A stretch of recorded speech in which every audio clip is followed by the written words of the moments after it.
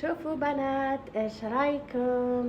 ميرنا عندها جدول، محمد عنده جدول. هذا محمد هذا ها لازم حاطين فيها صلاة، غسل الأسنان، حفظ القرآن، مراجعة الحروف بالعربي، الرياضة، اللعب برا لما تروح الشمس. اوكي. يعني ترتيب صح يومي، واللي يكون شاطر ويمشي على الجدول شو عنده؟ هدية كبيرة. اوكي، انا هذا شو ابغي، صح؟ صح. اهم شيء الصلاة، لما تقومون الفجر الصلاة، ترجعوا تنامون، بعدين تقومون تغسلوا اسنانكم، صح؟ تحفظوا القرآن، تشوفوا شوية تلفزيون، مو بوايد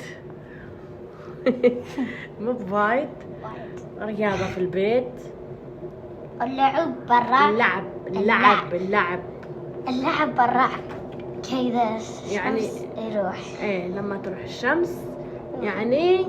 واللي يتحصل على هالعلامات عنده اكبر هدية.